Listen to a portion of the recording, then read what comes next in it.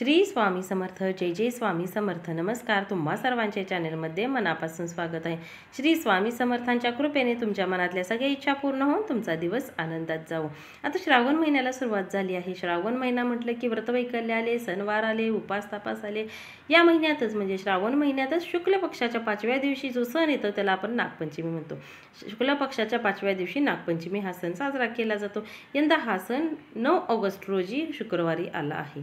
हिंदू धर्मात या दिवशी नागदेवतेचे पूजन केले जाते, कारण नागदेवता ही भगवान शिवशंकरांच्या गळ्यातला हार आहे। तसेच भगवान श्री हरी विष्णूंचे वाहन देखील मानले गेले आहे। म्हणूनच नागपंचमी दिवशी आपण नागदेवतेचे पूजन करत असतो। तसेच नागदेवता ही शेतकऱ्यांचा मित्र देखील मानले आहे। सामाजिक कारण जर आपण बघितलं तर नाग हा शेतकऱ्यांचा मित्र आहे आणि म्हणूनच त्याच्या ऋणांचे आभार मानण्यासाठी आपण नागदेवतेचे नागपंचमी दिवशी पूजन करत असतो। या दिवशी काय करायचं असतं? या दिवशी नागदेवतेची प्रतिमेला आपण लाह्या आणि दूध अर्पण करायचं असतं आणि सुख समृद्धी मिळावी, आपल्याला प्रत्येक कामात यश मिळावं यासाठी आशीर्वाद देखील घेतला जातो। आता ज्या महिलांना भाऊ नाही त्यांनी नागपंचमीला आवर्जून उपवास करावा, भावाचा उपवास करावा असं म्हटलं जातं।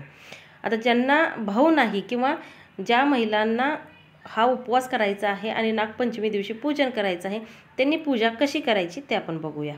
गरुड पुराणानुसार नागपंचमीच्या दिवशी आपण नागाच्या प्रतिमेचे पूजन करायचं असतं। बाजारात तुम्हाला नागाच्या प्रतिमा बनवलेल्या मिळतीलच। नाग, नागिन आणि तिची पिल्लं अशी पूजा करायची असते। जर तुम्हाला बाजारामध्ये विकत नाही मिळाल्या तर तुम्ही कागदावरती नाग आणि नागिनीचे चित्र काढायचं आहे आणि त्याची पूजन करायचं आहे। या प्रतिमेला पुन्हा दूध, लाह्या, आघाडा आणि दुर्वा या अर्पण करायचे आहेत। अर्पण करून त्यांची पूजा करायची आहे। या दिवसांमध्ये आघाडा सर्वत्र मिळतो, त्यामुळेच श्रावण महिन्यातल्या प्रत्येक पूजेला आणि गणपतीमध्ये देखील आघाड्याला खूप महत्त्व आहे। या दिवशी उकडीच्या पुरणाच्या दिंडाचा नैवेद्य दाखवला जातो। हा महत्त्वाचा नैवेद्य आहे। भावाला चिरंतन आयुष्य लाभो यासाठी हा उपवास केला जातो। या दिवशीचा उपवास दुसऱ्या दिवशी सोडायचा असतो, म्हणजेच नागपंचमीच्या आदल्या दिवशी भावाचा उपवास केला जातो आणि तो नागपंचमी दिवशी सोडला जातो। या दिवशी महिलांनी नागदेवतेचे पूजन करत असताना 5 प्रकारच्या वस्तूंनी करायचं आहे। त्या वस्तूंमध्ये दूध, भात, दुर्वा, गवत आणि शेणाचा समावेश केला जातो।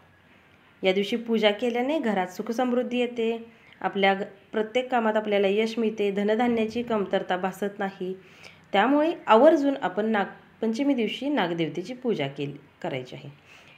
नागपंचमी दिवशी नागाचे पूजन करण्यामागे धार्मिक कथा देखील आहे। या कथेमध्ये सत्तेश्वर आणि सत्तेश्वरी या बहिणींची कथा आहे। सत्तेश्वर नागपंचमीच्या आदल्या दिवशी मृत्यू पावतो आणि सत्तेश्वरी अतिशय शोक करते। तिचा शोक पाहून नागदेवता तिच्यावरती प्रसन्न होऊन तिला आशीर्वाद देते, तिची इच्छा पूर्ण करते आणि त्यामुळेच आपण नागपंचमीच्या आदल्या दिवशी भावासाठी उपवास करत असतो। आपल्या मनातली इच्छा पूर्ण व्हावी, आपल्या भावाला चिरंतन आयुष्य लाभावे म्हणूनच आपण भावाचा उपवास करत असतो।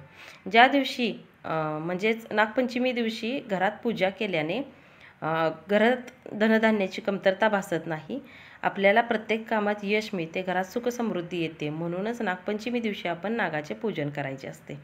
भावाच्या उन्नतीसाठी प्रत्येक महिलेने भावाच्या उन्नतीसाठी, त्याच्या चिरंतन आयुष्यासाठी, त्याच्या आयुष्यातली संकट दूर होण्यासाठी ही पूजा करायची आहे आणि उपवास देखील करायचा आहे।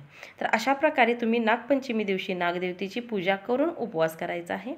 तुम्हाला या व्हिडिओमध्ये सांगितलेली माहिती जर आवडली असेल तर तुम्ही या चॅनेलला नक्की सबस्क्राईब करा। सबस्क्राईब केले असेल तर लाईक आणि शेअर करा। श्री स्वामी समर्थ।